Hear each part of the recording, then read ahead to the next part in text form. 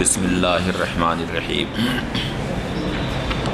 باب ما جاء فی تحریم الصلاۃ و تحلیلھا۔ یہ باب نماز کے تحریمہ اور اس کی تحلیل کے بیان میں۔ دخول فی الصلاۃ کی تعبیر حدیث شریف میں لفظ تحریم سے آئی، چونکہ نماز شروع کر دینے کے بعد بہت ساری وہ چیزیں جو پہلے حلال تھیں اب اس کے اوپر وہ چیزیں حرام ہو گئیں۔ جیسے نماز میں داخل ہونے سے پہلے اس کے لیے گفتگو کرنا جائز تھا، کھانا پینا جائز تھا، بہت سارے افعال اس کے لیے جائز تھے، لیکن نماز شروع کر دینے کے بعد وہ افعال اب اس پر حرام ہو گئے، اس لیے دخول فی الصلاۃ کی تعبیر لفظ تحریم سے کی گئی۔ اور نماز شروع کر دینے کے بعد جو افعال اس پر حرام ہو گئے تھے، نماز سے باہر آنے کے بعد وہ افعال اب جائز ہو گئے، اس لیے خروج من الصلاۃ کی تعبیر حدیث شریف میں لفظ تحلیل سے آئی۔ حدثنا سفیان بن وکیع حدثنا محمد بن فضیل عن ابی سفیان طریف السعدی عن ابی نضرہ عن ابی سعید قال قال رسول اللہ صلی اللہ علیہ وسلم مفتاح الصلاۃ الطہور و تحریمھا التکبیر و تحلیلھا التسلیم۔ حضرت ابو سعید خدری رضی اللہ تعالی عنہ سے روایت ہے، انہوں نے فرمایا کہ رسول اللہ صلی اللہ علیہ وسلم نے ارشاد فرمایا کہ نماز کی کنجی طہارت ہے اور نماز کا تحریمہ تکبیر ہے اور نماز کی تحلیل تسلیم ہے، سلام پھیرنا۔ تکبیر تحریمہ کے تعلق سے اس کتاب کے شروع میں تفصیلی گفتگو ہو چکی ہے۔ لفظ سلام کے ذریعہ نماز سے باہر آنا یعنی لفظ سلام امام شافعی رحمۃ اللہ تعالی علیہ کے نزدیک فرض ہے، جبکہ ہمارے نزدیک واجب۔ اس لیے اگر کوئی نماز سے باہر آنے کے لیے سلام کے علاوہ کوئی دوسرا راستہ اختیار کرے تو فرض اس کے ذمے سے ساقط ہو جائے گا، البتہ ترک واجب کی وجہ سے نماز مکروہ تحریمی واجب الاعادہ ہوگی۔ اس سلسلے میں سیدنا عبداللہ ابن مسعود رضی اللہ تعالی عنہ کی وہ حدیث ہے، جب نبی کریم صلی اللہ علیہ وسلم نے انہیں تشہد کی تعلیم دی تو ارشاد فرمایا اذا قلت ھذا او فعلت ھذا فقد تمت صلاتک ان شئت ان تقوم فقم وان شئت ان تقعد فاقعد۔ یعنی جب تم نے تشہد پڑھ لیا یا تشہد کی مقدار میں تم نے قعدہ کر لیا تو تمہاری نماز مکمل ہو گئی۔ اب اگر تم اٹھنا چاہتے ہو تو اٹھ جاؤ اور بیٹھے رہنا چاہتے ہو تو بیٹھے رہو۔ اس میں لفظ سلام کا ذکر نہیں ہے، اس بنا پر امام ابو حنیفہ رحمۃ اللہ تعالی علیہ فرماتے ہیں کہ لفظ سلام یہ واجب ہے، فرض نہیں ہے، تو اس کے بغیر اگر کوئی نماز سے باہر آیا تو فرض اس کے ذمے سے ساقط ہو جائے گا، البتہ ترک واجب کی وجہ سے نماز مکروہ تحریمی واجب الاعادہ ہوگی۔ اس باب میں اس کے بعد پھر ہے لا صلاۃ لمن لم یقرأ بالحمد وسورۃ فی فریضۃ او غیرہا، اور اس کی نماز نہیں جو سورہ فاتحہ اور اس کے ساتھ میں کوئی سورت نہ پڑھے، فرض نماز ہو یا غیر فرض۔ اس سے بظاہر یہ معلوم ہوتا ہے کہ سورہ فاتحہ بھی فرض ہے اور اس کے ساتھ ضم سورت بھی فرض ہے، مگر امام ابو حنیفہ رحمۃ اللہ تعالی علیہ کے نزدیک مطلق قرأت فرض ہے اور سورہ فاتحہ کی تخصیص یہ واجب ہے، اور ضم سورت بھی پہلی 2 رکعتوں میں فرض کے واجب۔ اور یہاں پر جو لا صلاۃ ہے یہ نفی صحت پر محمول نہیں ہے، بلکہ یہ نفی کمال پر محمول ہے، یعنی اس کی نماز کامل نہیں جو سورہ فاتحہ نہ پڑھے، جو ضم سورت نہ کرے، اس کی نماز کامل نہیں۔ اس معنی پر اس وجہ سے محمول کیا گیا ہے کہ آگے صفت نماز کے باب میں خود اسی کتاب میں حدیث شریف ایک آ رہی ہے کہ ایک شخص جس نے نماز میں تخفیف کی تھی اس سے نبی کریم صلی اللہ علیہ وسلم نے کئی بار ارشاد فرمایا کہ فرجی فصل فإنک لم تصل، یعنی جاؤ تم پھر سے نماز پڑھو کہ تو نے نماز نہیں پڑھی، کئی بار ایسا۔ اس کے بعد پھر اسی حدیث میں ہے کہ نبی کریم صلی اللہ علیہ وسلم نے انہیں نماز کی جب تعلیم دی تو مقام تعلیم میں نبی کریم صلی اللہ علیہ وسلم نے سورہ فاتحہ کا خاص طریقے سے ذکر نہیں فرمایا، بلکہ ارشاد فرمایا کہ ثم اقرأ بما تيسر معك من القرآن اذا قمت الى الصلاة فكبر ثم اقرأ بما تيسر معك من القرآن، صفحہ 40 پر اسی کتاب میں۔ تو مقام تعلیم ہے یہ، اور وہ بھی ان کو تعلیم دے رہے ہیں جن کو کئی بار واپس کر چکے ہیں کہ جاؤ پھر سے نماز پڑھو۔ ایسے موقع پر نبی کریم صلی اللہ علیہ وسلم نے ان سے یہ ارشاد فرمایا کہ جو تمہارے لیے آسان ہو قرآن کریم سے وہ پڑھو۔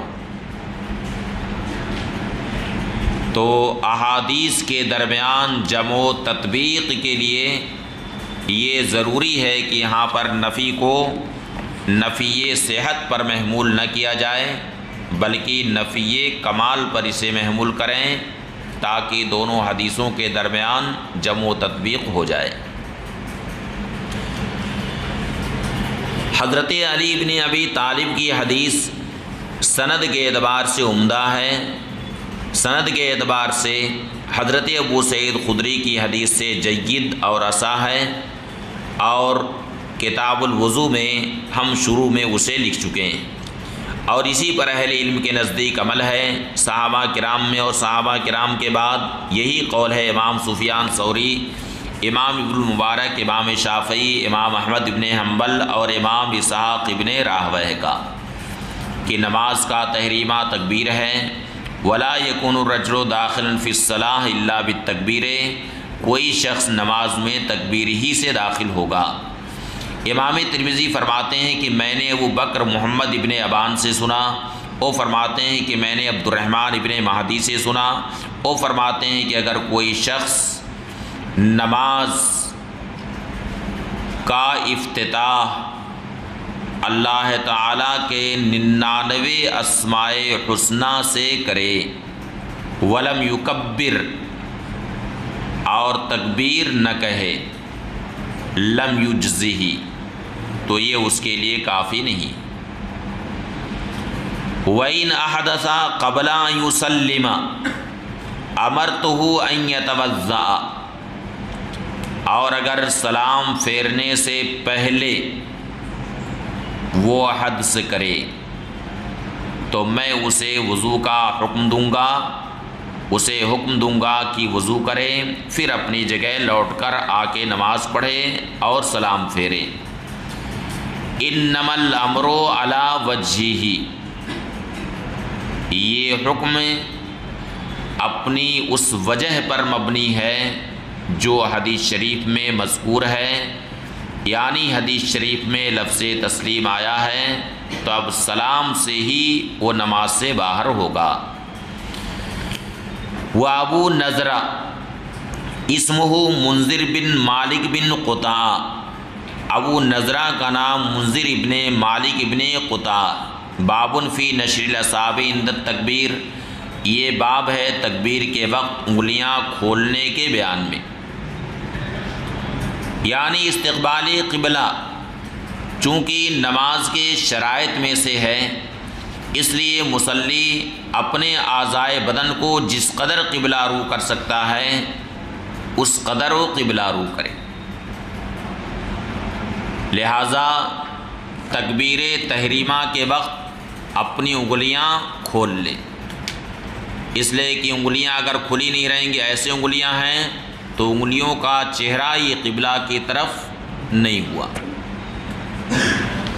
اور آپ لوگوں نے دیکھا ہوگا کہ کچھ لوگ تکبیر تحریمہ جب کہتے ہیں یا یہ ہے کہ قیام ہی کی حالت میں ہوتے ہیں تو ایسے بالکل اس طرح جھکے ہوں گے، یعنی پیٹھ ان کی جھکی رہتی،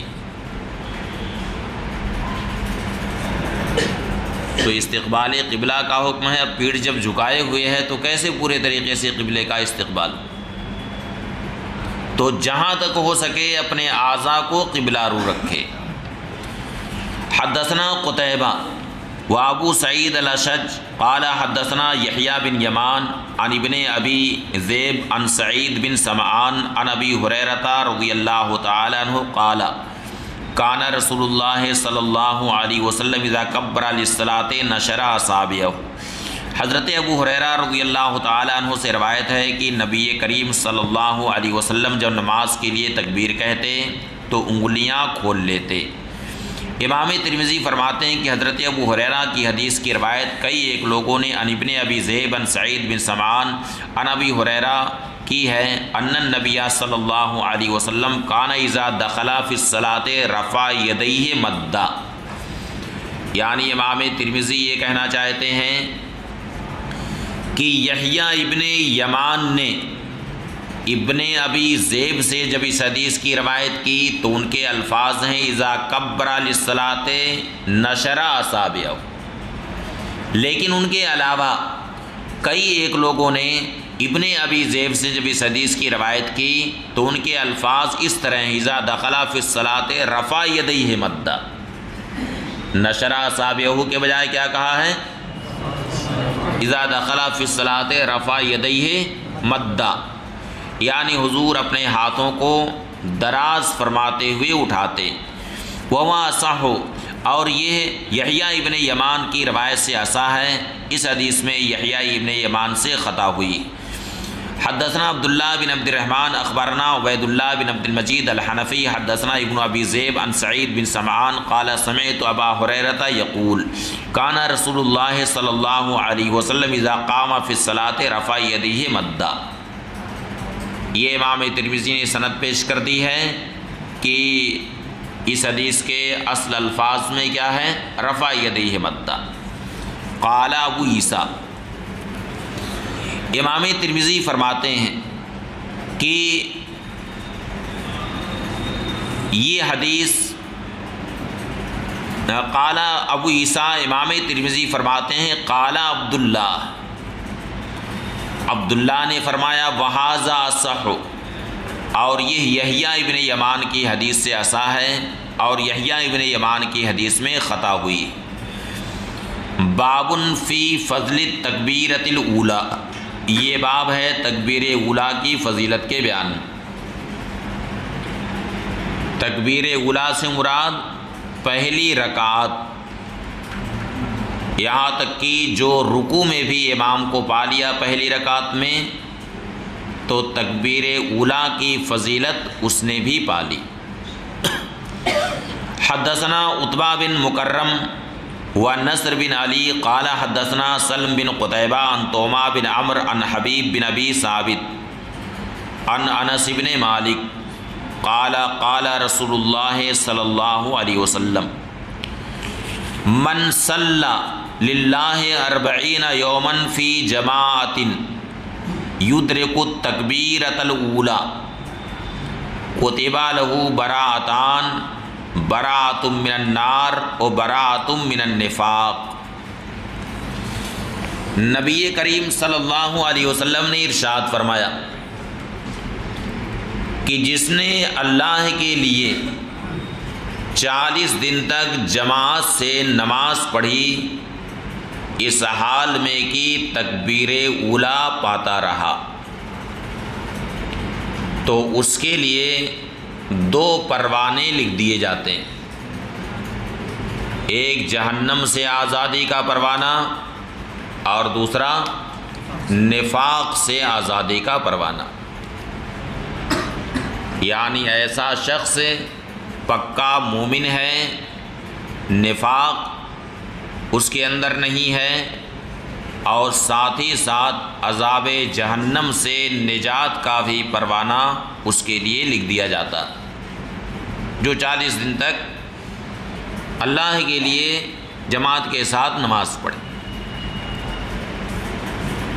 اصل میں 40 کی جو گنتی ہے، 40 کا جو عدد ہے، ایک حال سے دوسرے حال کی طرف تبدیلی میں اس عدد کا بڑا اثر۔ 40 کی جو گنتی ہے، 40 کا جو عدد ہے، حالات کی تبدیلی میں اس عدد کا بہت زیادہ اثر۔ قرآن کریم میں ارشاد ہوا وَإِذْ وَعَدْنَا مُوسَىٰ 40 لَيْلَةً، وہاں بھی کس کا ذکر ہے؟ 40 کا ذکر، اور اس میں بھی 40 کا ذکر ہے۔ اور اس کے علاوہ ایک حدیث میں آیا کہ من شرب الخمر لم تقبل له صلاة 40 صباحا، جس نے شراب پی لی تو 40 دن تک اس کی نماز مقبول نہیں۔ یعنی کوئی حرام چیز اگر پیٹ کے اندر چلی گئی تو اس کی نحوست 40 دن تک رہتی۔ تو یہاں پر بھی 40 کا ذکر ہوا۔ اور ایک حدیث شریف میں آیا کہ من اخلص للہ 40 یوما اصدر اللہ علی لسانہ ینابیع الحکمت، جو شخص اللہ کے لیے 40 دن تک عمل کرتا، 40 دن تک اخلاص سے کوئی کام کرتا، کئی دن تک؟ 40 دن تک اللہ کے لیے جو اخلاص کرے، مخلصین لہ الدین، اس پر عمل کرے، تو اللہ تعالی اس کی زبان پر علم و حکمت کے چشموں کو جاری فرما دیتا۔ تو ایک حال سے دوسرے حال کی طرف تبدیلی میں 40 کے عدد کا بہت اثر۔ اس لیے جو شخص 40 سال کا ہو جائے تو 40 سال کا ہو جانے کے بعد اسے اپنے حالات میں تبدیلی ضرور لانی چاہیے، یعنی 40 سال کی عمر سے پہلے اگر اس کے حالات اچھے نہیں تھے تو 40 سال کے بعد اسے اصلاح حال کر لینی چاہیے، اور اصلاح حال نہیں کیا، 40 سال کا ہو گیا تب بھی اپنی پرانی روش پر ہے، تو اس کے لیے فرمایا گیا کہ من بلغ ال40 ولم یغلب خیرہ علی شرہ فالموت خیر لہ، یعنی جو 40 سال کا ہو گیا اور اس کا خیر شر پر غالب نہیں آیا تو ایسے شخص کا مر جانا بہتر۔ اس لیے 40 سال کے بعد اور 40 سال کی عمر پختہ عمر ہوتی ہے، یعنی عقل کا کمال اس وقت ہوتا ہے، عقل مکمل ہوتی، تو 40 کی عادت کا بہت اثر ہوتا ہے۔ اسی لیے آپ دیکھیں گے کہ صوفیاء کرام کے جو وظائف ہیں ان میں بھی 40 کا ذکر ہے کہ 40 دن تک یہ پڑھے، سورہ بقرہ 40 دن تک پڑھے، اور صوفیاء کرام کے جو چلے ہیں وہ بھی کتنے دن تک ہوتے ہیں؟ 40 دن کے ہوتے ہیں، اسی لیے کہ 40 کی عدد کا بہت اثر ہوتا۔ تو اب جو شخص 40 دن تک جماعت کے ساتھ نماز پنجگانہ ادا کیا تو اب اللہ کی رحمت سے امید یہی ہے کہ اب وہ شخص نماز کا پابند رہے گا، نماز با جماعت کا پابند ہو جائے گا، اور جب وہ نماز با جماعت کا پابند ہو گیا تو اب اس کے لیے 2 پروانے لکھ دیے گئے، ایک جہنم سے آزادی کا پروانہ اور دوسرے نفاق سے نجات کا پروانہ۔ قال ابو عیسیٰ، امام ترمذی فرماتے ہیں قد روی ھذا الحدیث عن انس موقوفا، یہ حدیث حضرت انس سے موقوفاً مروی، ولا اعلم احدا رفعہ، اور میں کسی کو نہیں جانتا جس نے مرفوعاً اس کی روایت کی ہو سوائے اس کے جو سلم ابن قتیبہ نے توما ابن عمرو سے روایت کی۔ تو اس سے کوئی فرق نہیں پڑتا ہے، اس لیے کہ اگر کوئی ایسی چیز ہے جس میں عقل و قیاس کا دخل نہیں ہے، جیسے اس میں وعید ہے یا بشارت ہے، تو اس میں قیاس کا دخل نہیں۔ اب صحابی رسول نے اس کی روایت کی ہے تو حکماً یہ حدیث مرفوع، کس کے حکم میں ہے؟ حدیث مرفوع کے حکم میں۔ قال ابو عیسیٰ وَإِنَّمَا يُرْوَى هذا الحدیث عن حبیب بن ابی حبیب البجلی، یہ حدیث حبیب بن حبیب بجلی سے انس بن مالک ان کا قول مروی۔ اب حبیب بن حبیب بجلی تک امام ترمذی کی سند کیا ہے اسے بیان کیا۔ حدثنا بذالک حناد حدثنا وکیع عن خالد بن طہمان عن حبیب بن ابی حبیب البجلی عن انس قولہ ولم یرفعہ، وروى اسماعیل بن عیاش هذا الحدیث عن عمارہ بن غزیہ، اور اسماعیل ابن عیاش نے اس حدیث کی روایت عمارہ ابن غزیہ سے عن انس بن مالک عن عمر بن الخطاب عن النبی صلی اللہ علیہ وسلم کی ہے، نحو ھذا، اسی کے معنی میں۔ وھذا حدیث غیر محفوظ، اور یہ حدیث غیر محفوظ ہے، اور یہ حدیث مرسل ہے، عمارہ ابن غزیہ کی ملاقات حضرت انس بن مالک سے نہیں ہوئی۔ تو اگرچہ یہ حدیث مرسل ہے یعنی منقطع، مگر یہ حدیث فضائل اعمال سے متعلق ہے، اور فضائل اعمال میں حدیث منقطع بھی حجت ہوا کرتی۔ باب ما یقول عند افتتاح الصلاۃ، یہ باب اس بیان میں ہے کہ نماز شروع کرنے کے وقت کیا کہے۔ حدثنا محمد بن موسیٰ البصری حدثنا جعفر بن سلیمان الزبئی عن علی بن علی الرفاعی عن ابی المتوکل عن ابی سعید الخدری قال کان رسول اللہ صلی اللہ علیہ وسلم اذا قام الى الصلاۃ باللیل کبر۔ ابو المتوکل حضرت ابو سعید خدری رضی اللہ تعالی عنہ سے روایت کرتے ہیں، انہوں نے فرمایا کہ نبی کریم صلی اللہ علیہ وسلم جب نماز کے لیے رات میں کھڑے ہوتے کبرا، تو تکبیر کہتے، ثم یقول، پھر حضور اقدس صلی اللہ علیہ وسلم ان کلمات کو کہتے تھے، سبحانک اللہم و بحمدک و تبارک اسمک و تعالی جدک و لا الہ غیرک، ثم یقول اللہ اکبر کبیرا، ثم یقول اعوذ باللہ السمیع العلیم من الشیطان الرجیم من حمزہ و نفخہ و نفثہ۔ تو ظاہر یہ ہے کہ یہ ہے نوافل کی بات، یعنی نفل نماز میں نبی کریم صلی اللہ علیہ وسلم ان سارے کلمات کو کہتے تھے۔ اب اس میں ثنا جو ہے وہ تو سب میں ہے، فرض ہو سنت ہو سب میں ہے۔ اس کے بعد پھر دیکھیے ثنا کے بعد کیا ہے، اللہ اکبر کبیرہ۔ اس کے بعد تعوذ ہے، اور تعوذ میں بھی کیا ہے، من حمزہ و نفخہ و نفثہ۔ حمزن کا معنی آتا ہے وسوسہ، حمزن کا معنی وسوسہ،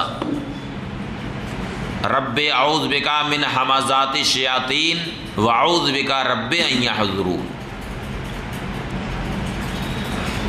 اور نفخن کا معنی آتا ہے کبر و نخوت، اور نفسن کا معنی آتا ہے سحر یعنی جادو،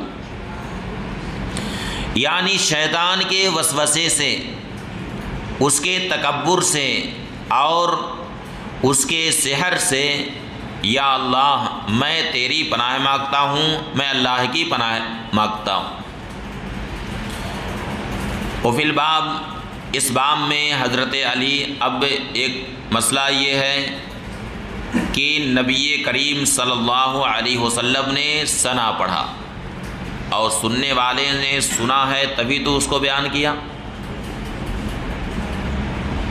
حضور سے ثنا پڑھتے ہوئے سنا تبھی تو بیان کیا ہے، روایت کی ہے اس کی۔ تو کیا حضور نے ثنا میں جہر فرمایا ہے؟ اس کے تعلق سے فقہا فرماتے ہیں کہ یہ محمول ہے تعلیم پر۔ کس پر محمول ہے؟ تعلیم پر۔ اور اس کی بہت ساری مثالیں احادیث میں موجود ہیں، احادیث میں اور آثار صحابہ میں موجود ہیں کہ یہ تعلیم پر محمول۔ اس باب میں حضرت علی، عبداللہ ابن مسعود، ام المومنین عائشہ صدیقہ، جابر ابن عبداللہ، جبیر ابن مطعم اور حضرت عبداللہ ابن عمر رضی اللہ تعالیٰ عنہ سے روایت ہے۔ امام ترمذی فرماتے ہیں کہ حضرت ابو سعید خدری کی حدیث اس باب میں سب سے مشہور ہے۔ وقد اخذ قوم من اہل العلم بہذا الحدیث، اہل علم کی ایک قوم نے اس حدیث کو لیا ہے اور رہے اکثر اہل علم، فقالو، تو انہوں نے یہ کہا کہ نبی کریم صلی اللہ علیہ وسلم سے صرف یہ مروی ہے کہ حضور یہ فرماتے سبحانک اللہم و بحمدک الی آخری۔ وہکذا روی عن عمر بن الخطاب و عبداللہ بن مسعود، اسی طرح سے حضرت عمر اور عبداللہ بن مسعود رضی اللہ تعالیٰ عنہما سے مروی ہے، اور اکثر اہل علم کے نزدیک اسی پر عمل ہے، تابعین میں اور تابعین کے علاوہ۔ وقد تکلم فی اسناد حدیث ابی سعید، اور حضرت ابو سعید خدری کی حدیث کی سند میں کلام کیا گیا۔ کان یحییٰ بن سعید یتکلم فی علی بن علی، امام یحییٰ ابن سعید قطان علی ابن علی رفاعی کے بارے میں کلام کرتے تھے۔ وقال احمد، اور امام احمد ابن حنبل نے فرمایا لا یصح ھذا الحدیث، یہ حدیث صحیح نہیں۔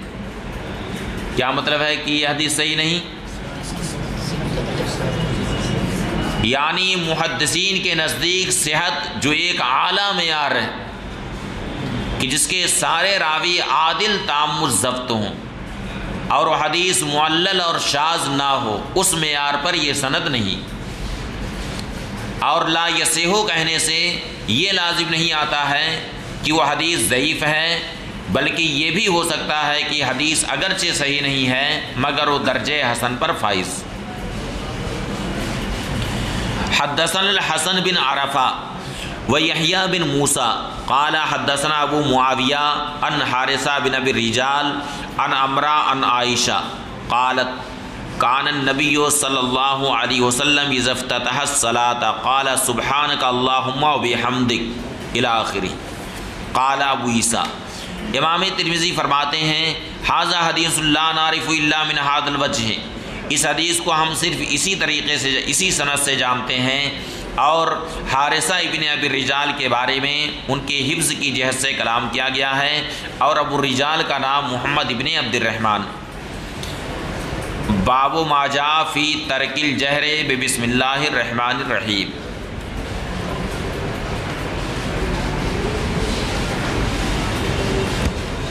چلیے باب کچھ لمبا ہے، یہ پڑھا دیں، اگر آپ لوگ چاہتے ہیں تو ایک ہفتے میں مکمل کر دیں گے.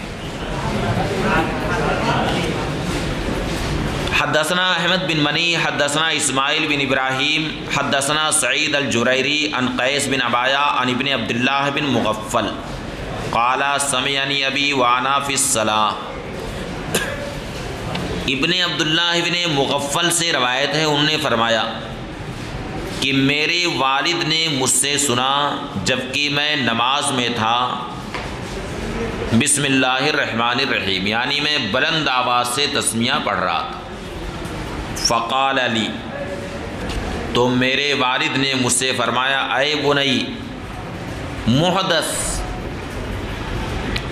بیٹا یہ بدعت، یعنی جہر کرنا یہ بدعت. وَإِيَّاكَ وَالْحَدَثَ، إِيَّاكَ وَالْحَدَثَ، اپنے آپ کو بدعت سے بچاؤ، دین میں کوئی نئی بات ایجاد کرنے سے اپنے آپ کو بچاؤ. اِنَّا خَيْرَ الْحَدِيثِ کتاب اللہ وَخَيْرَ الْحَدِيِّ حَدِيُّ محمد صلی اللہ علیہ وسلم وَشَرَّ الْأُمُورِ مُحْدَثَاتُهَا، یعنی بدعات یہ ہے شر الامور، تو اپنے آپ کو بدعات سے بچاؤ. قال، پھر فرمایا وَلَمْ أَرَى أَحَدًا مِنْ أَصْحَابِ رسول اللہ صلی اللہ علیہ وسلم كَانَ أَبْغَضَ إِلَيْهِ الْحَدْثَ فِي الْإِسْلَامِ یعنی منہ، اور میں نے صحابہ کرام میں سے کسی کو نہیں دیکھا جن کے نزدیک اسلام میں بدعت سے زیادہ کوئی بری چیز، یعنی صحابہ کرام کے نزدیک دین میں نئی بات ایجاد کرنے سے بری کوئی چیز نہ تھی، اس لیے دین میں کوئی نئی بات ایجاد مت کرو. پھر فرمایا وقالا، اور فرمایا وقد صلیت مع النبی صلی اللہ علیہ وسلم، میں نے نبی کریم صلی اللہ علیہ وسلم اور حضرات خلفائے راشدین کے ساتھ نماز پڑھی، تو میں نے ان میں کسی کو بھی بلند آواز سے بسم اللہ پڑھتے نہیں سنا. فلا تقلها اذا انت صلیت، فلا تقلها، اس لیے تم بلند آواز سے یہ نہ پڑھو، جب تم نماز پڑھو تو کہو الحمدللہ رب العالمین. قال ابو عیسیٰ، امام ترمذی فرماتے ہیں کہ عبداللہ ابن مغفل کی حدیث حسن، اور اکثر اہل علم کے نزدیک صحابہ کرام میں اسی پر عمل ہے، جن میں حضرات خلفائے راشدین اور ان کے علاوہ اور ان کے بعد تابعین بھی ہیں، اور یہی قول امام سفیان ثوری، امام ابن مبارک، امام احمد بن حنبل اور اسحاق ابن راہویہ کا ہے. یہ حضرات اس بات کے قائل ہیں کہ بسم اللہ میں جہر نہ کریں، اسے اپنے دل میں پڑھے، یعنی آہستہ سے پڑھے.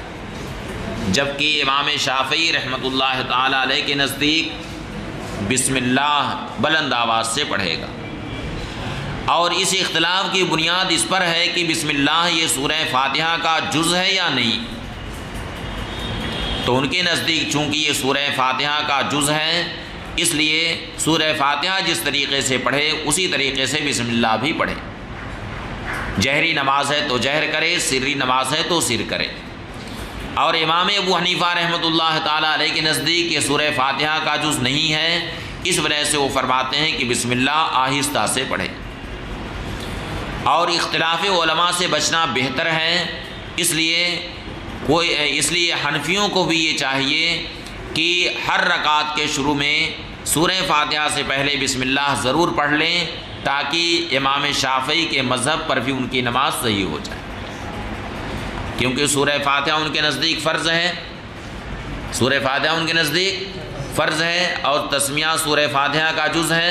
تو اب اگر شروع میں تسمیہ اس نے نہیں پڑھی تو امام شافعی کے نزدیک اس کی نماز ہوئی ہی نہیں۔